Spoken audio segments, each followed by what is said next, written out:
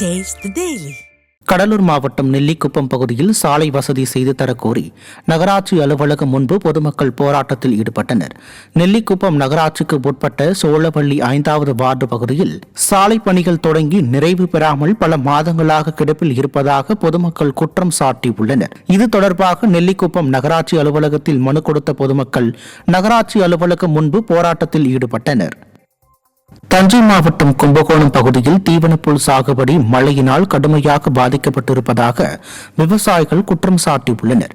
கும்பகோணம் பகுதியில் ஏராளமான விவசாயிகள் கால்நடைகளுக்கு உணவாக பயன்படுத்தும் தீவனப்புல்லை சாகுபடி செய்துள்ள நிலையில் கனமழை காரணமாக விவசாய நிலங்களில் மழைநீர் புகுந்து பெரும் சேதத்தை ஏற்படுத்தியுள்ளது. இதுகுறித்து அதிகாரிகள் ஆய்வு மேற்கொண்டு வடிகால் வசதியை ஏற்படுத்தி மழைநீர் வடிய நடவடிக்கை எடுக்க வேண்டும் என விவசாயிகள் கோரிக்கை வைத்துள்ளனர்.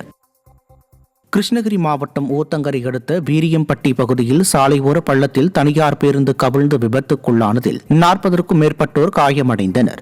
மேல்மருவத்தூர் ஆதி பராசக்தி கோவிலுக்கு சென்றபோது விபத்தில் சிக்கிய பேருந்தை நேரில் சென்று அதிமுக சட்டமன்ற உறுப்பினர் தமிழ்செல்வம் பார்வையிட்டார். பின்னர் விபத்தில் காயமடைந்து மருத்துவமனையில் சிகிச்சை பெற்று வருபவர்களை நேரில் சந்தித்து அதிமுக சட்டமன்ற உறுப்பினர் தமிழ்செல்வம் ஆறுதல் தெரிவித்தார்.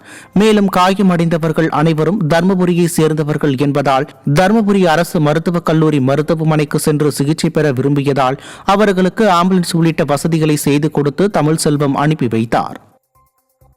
செங்கல்பட்டு மாவட்டம் மதுராந்தகம் அருகே 100 நாள் வேலை திட்டத்தை வழங்க கோரி பொதுமக்கள் திடீர் சாலை மறியலில் ஈடுபட முயன்றதால் பரபரப்பு ஏற்பட்டது.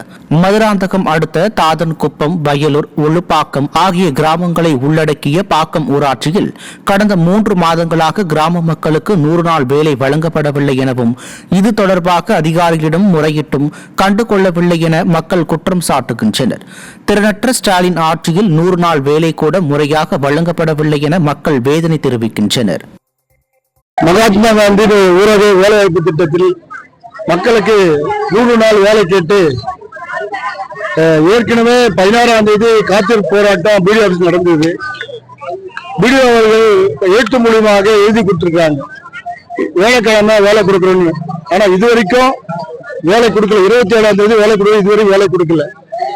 இன்னைக்கு வேலையை கேட்டு இன்னைக்கு மக்கள் செலாவடம் பஞ்சாயத்து மக்களும் பாக்கம் பஞ்சாயத்து மக்களும் இன்னைக்கு சாலை மறியலாக இன்னைக்கு பாக்கம் NH உட்கார்ந்து இருக்கிறாங்க.